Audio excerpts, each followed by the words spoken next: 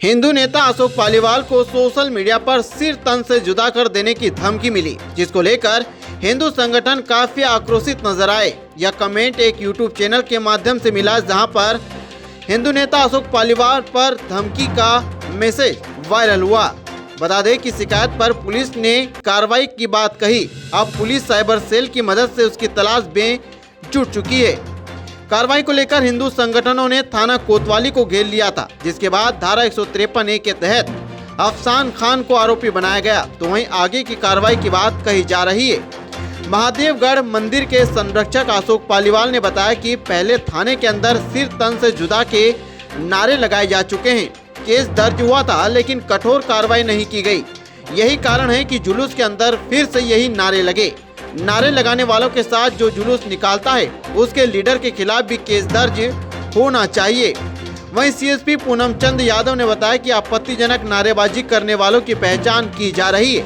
बता दें कि 1 माह पहले जलेबी चौक के पास जब दुकानों में आगजनी की घटना हुई थी, तब भी एक नेता और उसके साथियों ने कोतवाली थाने के अंदर ही नारे लगाए थे। हालांकि उन पर उसी समय धारा 188 के तहत कार्रवाई की गई थी। मामला ये था कि आज से 2 महीने पहले नुपुर शर्मा वाले विषय को लेके थाना कोतवाली में कुछ उत्पाती आए थे, जिन लोगों ने थाने के अंदर सर तन से जुदा वाले नारे लगाए थे। उन नारों को लगाने के बाद भी यहाँ पर चूंकि उचित कार्यवाही नहीं हुई, तो अभी 2 दिन पूर्व मुहर्रम का जो जुलूस था, उस जुलूस के अंदर भी सर तन से जुदा के नारे और सांप्रदायिक नारे, जिससे कि समाज में एक जहर घोला जाए, इस प्रकार के नारे लगाए गए।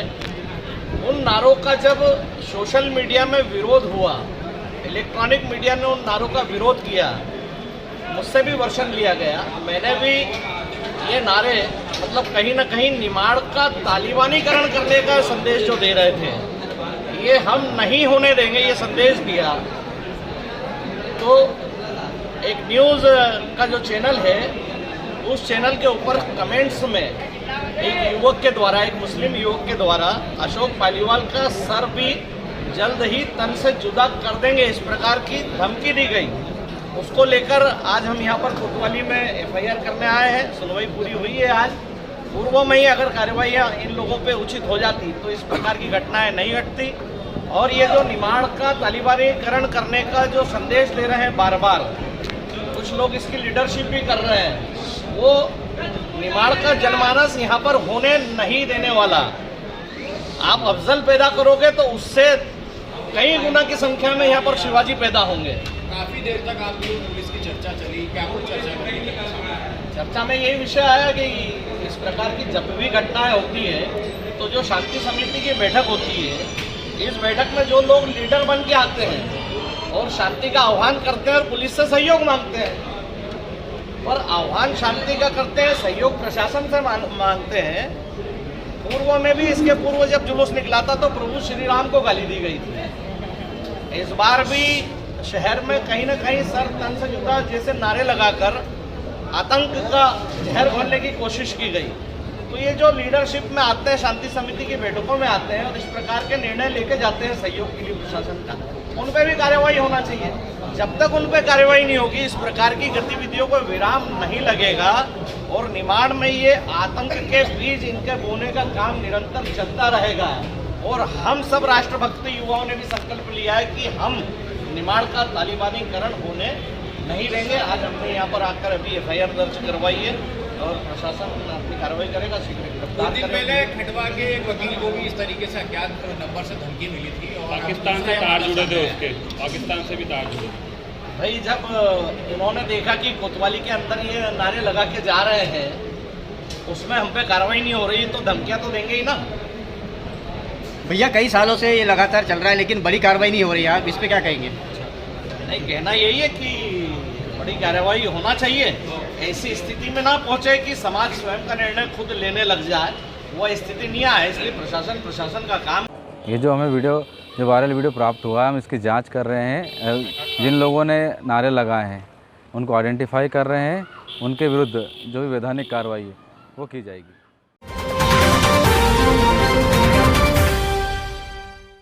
न कानून की पढ़ाई की, न ही मुखबादिरों की भाषा सीखी। फिर भी 13 साल की 8वीं की ये छात्रा बन रही है ऐसे मुखबादिर लोगों की आवाज़, जो बोल व सुन नहीं सकते। उनकी इशारों की भाषा समझकर थाना हो या कोर्ट, बेजुबानों को न्याय दिलाने पहुंच जाती है खंडवा की बेटी। जी हाँ, खंडवा में 8वीं में पढ़ने वाली गुरु नानक स्कूल की फौजिया मुखबादिरों की आवाज़ बनकर उनको इंसाफ दिला रही है। फौजिया ने इसके लिए कोई विशेष पढ़ाई या ट्रेनिंग नहीं ली, बल्कि अपने माँ बाप को देखकर उसने यह लैंग्वेज सीखी। अब इसी के दम पर थाने, कचहरी या अन्य सरकारी काम में मुखबादिर ऐसे लोग जो बोलना या सुनना नहीं जानते उनकी मदद करती है, ताकि उनको इंसाफ मिल सके, उनके जरूरी कागजात सरकारी ऑफिसों में बन सके। फौजिया के पिता फारूक और फेमिदा मुखबादिर है। बचपन से माता पिता को इशारों में बात करते देख वह भी इस भाषा को सीख गई। इसी खूबी के चलते मां से प्रेरणा लेकर उसने मुखबादिर लोगों की मदद शुरू कर दी। खंडवा, इंदौर, बुरहानपुर और इटारसी सहित कई जिलों व पड़ोसी राज्यों में वह कलेक्टर और एसपी के सामने वकीलों की तरह बेबाकी से पीड़ितों के पक्ष रखती है। पीड़ितों को न्याय मिलने तक वह उनके साथ ही रहती है। फौजिया का कहना है कि उसने सबसे पहले इसकी शुरुआत बुरहानपुर से की थी। यह एक मुखबादिर को परेशानी आने पर उससे बुरहानपुर प्रशासन की मदद की थी। इसे उसे खुशी मिली, तब से लेकर आज तक वह कई जगह प्रशासन व मुखबादिरों के बीच सेतु बनकर मदद कर चुकी है। बता दें कि खंडवा में भी एक मुखबादिर परिवारों को टूटने से बचाया था। घरेलू विवाद में उनका समझौता कराने में पुलिस की मदद की थी। कब से कर रहे हो आप? जब मैं सेकेंड में 6 साल पहले। 6 साल हो गया बातचीत कर ली। मुझे दरअसल कोई केस रहता है तो वह सामने वाले को समझाना रहता है। जो बात सारी रहती सामने वाला समझ नहीं पाता ना, तो ट्रांसलेट करके बताना पड़ता है। बोल रहे हैं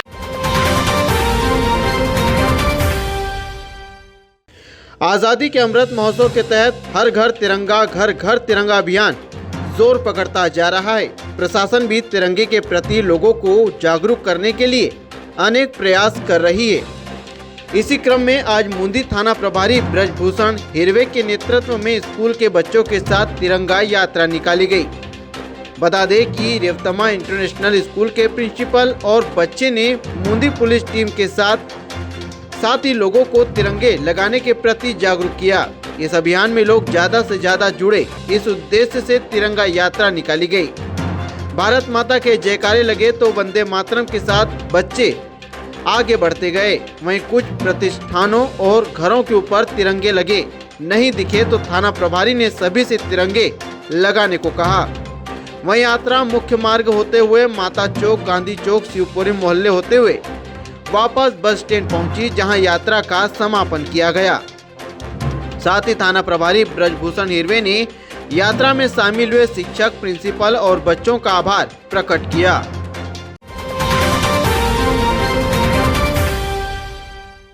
प्रधानमंत्री के आह्वान पर आजादी का अमृत महोत्सव मना रहा है। वहीं एंजल्स प्लेनेट छात्र छात्राएं कहां पीछे रहने वाले थे। जी हां, आज सुबह बस स्टैंड पर 9वीं एवं 10वीं के छात्र एकत्रित हुए, जिनमें से किसी के हाथ में तिरंगा था तो किसी के हाथ में तख्ती थी, जिस पे लिखा था हर घर तिरंगा, घर घर तिरंगा। ये बच्चे बस स्टैंड से नारे लगाते हुए रेलवे स्टेशन पहुंचे, बॉम्बे बाजार से निकलकर कोतवाली तक पहुंचे। साथ ही इसी के साथ बच्चों ने दुकानदार, पुलिस, कुली, राहगीर इनको तिरंगे से बना बिल्ला सीने पर लगाया एवं उनसे अनुरोध किया कि अपने घर एवं दुकानों पर तिरंगा अवश्य लगाएं।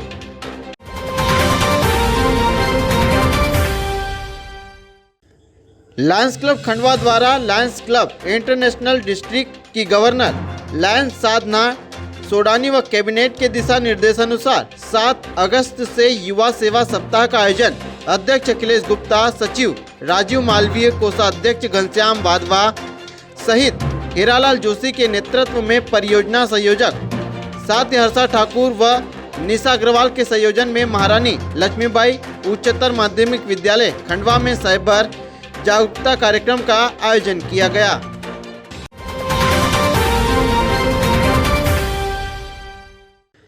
ग्राम अंजनगांव में शासकीय स्कूल के पास खुले ट्रांसफार्मर के पास एक केबल वायर की चपेट में आने से गांव के ही मिश्रीलाल पिता हीरालाल नामक किसान की भैंस की मौत हो गई। यहां के ग्रामीण प्रभुचारण ने बताया कि इस ट्रांसफार्मर में करंट को लेकर कई बार लाइनमैन को शिकायत की गई, मगर सिर्फ आश्वासन ही दिया गया। उन्होंने बताया कि इसको लेकर सीएम हेल्पलाइन तक शिकायत की गई, मगर वहां से भी कोई समाधान नहीं निकला। इधर गुरुवार सुबह इसकी चपेट में आने से एक भैंस की मृत्यु हो गई।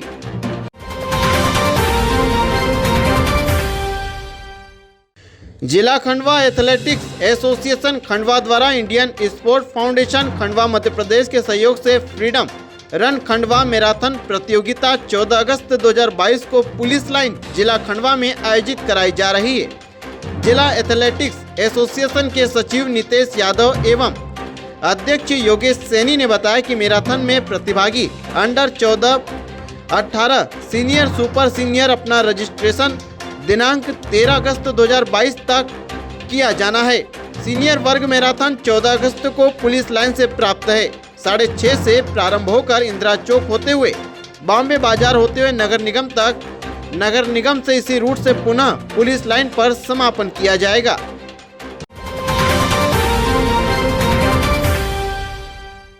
बोरगांव बुजुर्ग में लगातार हो रही बारिश से गांव की मुख्य मार्गों की सड़कें कीचड़ से सन गई।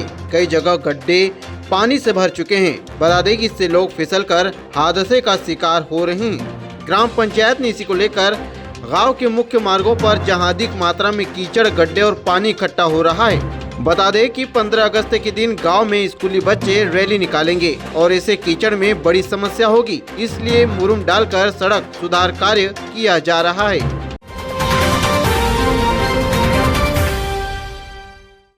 आजादी के 75वें अमृत महोत्सव अंतर्गत आज नगर पालिक निगम खंडवा द्वारा हर घर तिरंगा अभियान को जन जन तक पहुंचाने हेतु हर घर तिरंगा जागरूकता पैदल रैली में शामिल होकर सभी से अपने घर और दफ्तर पर तिरंगा फहराने के लिए अनुरोध किया। इस 13 से 15 अगस्त तक भारत के हर घर पर फहराता हुआ तिरंगा देश की शक्ति और सामर्थ्य को दर्शाएगा।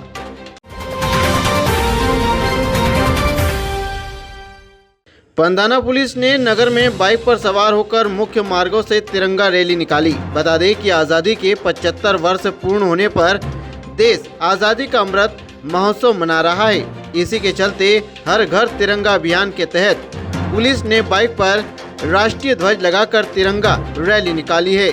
रैली नगर के मुख्य मार्गों से निकली। इस दौरान थाना प्रभारी शिवराम जमरा के साथ थाना पदस्थ समस्त स्टाफ मौजूद रहा।